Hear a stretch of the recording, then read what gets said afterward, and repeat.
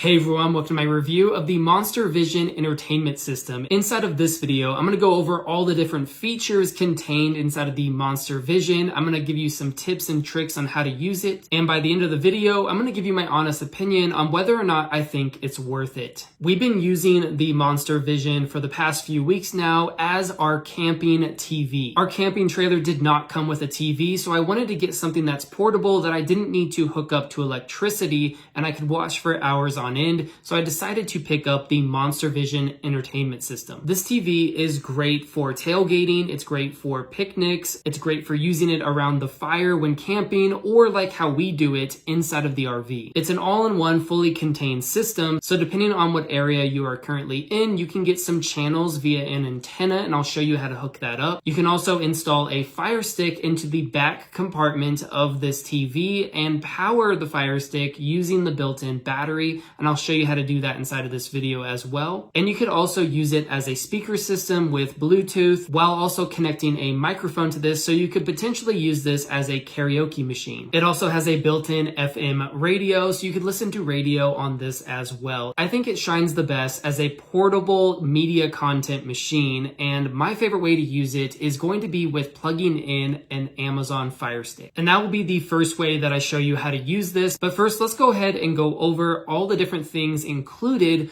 with the Monster Vision. First thing included is going to be this antenna, which we will hook up in the back of the Monster Vision. Next, we have the remote, which looks like this. There's plenty of different ways to control the TV via this remote, and I'll show you how to do that inside of this video. Then we have an included aux cable, as well as a USB-A to micro USB cable. And lastly, we have the power cord. Now you can store all of these accessories in this back Velcro compartment. It really does make it nice and easy to hold everything in one place, and if I want to, I can remove this because it's held on by Velcro. It's very simple to take off and put back on, and it's just a great little pouch to hold all of your different accessories. I like to put a Fire Stick in here, hold the remote, and all of the cables inside of this pouch. Now, another compartment here on the back is going to be vital for hooking up any kind of HDMI devices. So a Fire Stick would go back here, and then you would plug it in via the USB-A port there to charge it.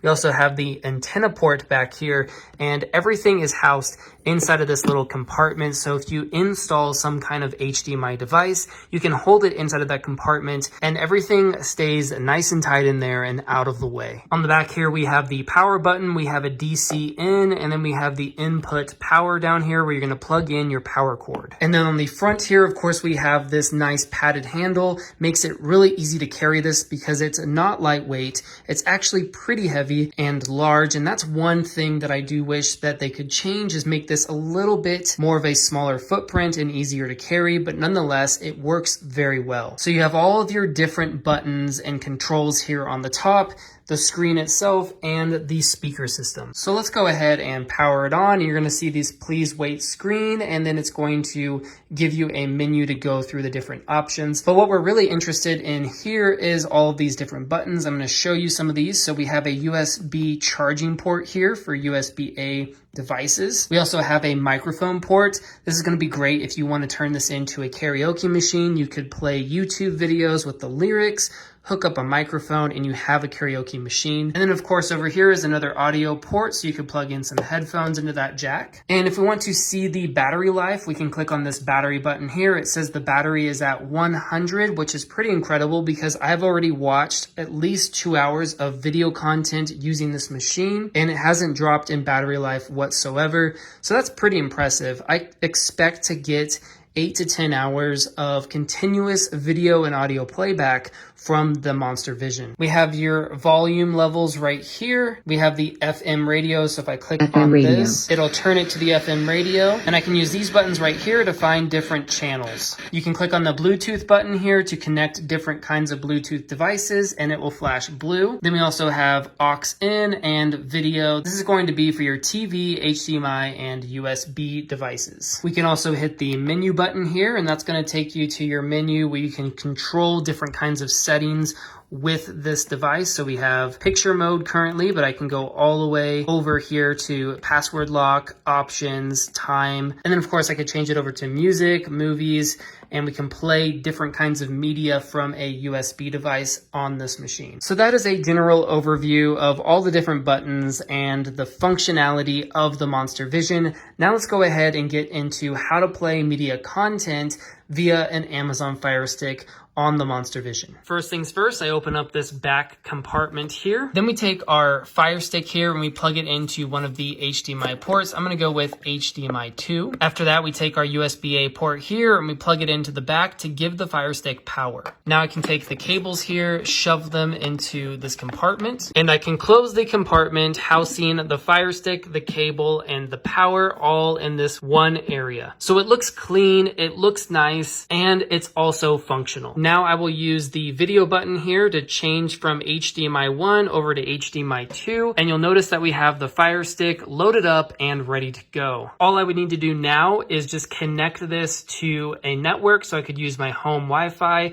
I could use an RV Parks Wi-Fi, or a hotspot from my phone, and I can watch media content using an Amazon Fire Stick with the Monster Vision. For the second way to enjoy the Monster Vision, we have plugged in the antenna into the back compartment, and now we can go ahead and search for television channels. The first thing that we need to do is make sure that we are on TV, which we are, and then after that, we're gonna go ahead and hit the menu button on the remote, and that's going to allow us to run the channel auto scan. So now we'll just click on auto scan, and we want to scan for all channels. Now it's going to be using the antenna to scan for television channels in this area. I do live in a rural area, so I may not get a ton of channels, but so far it's found 9 digital channels using the auto scan. You'll need to just let this continue to run throughout the auto scan, and then you'll have access to all the different channels that it found in the area. And you'll notice that I have a variety of different television channels to watch,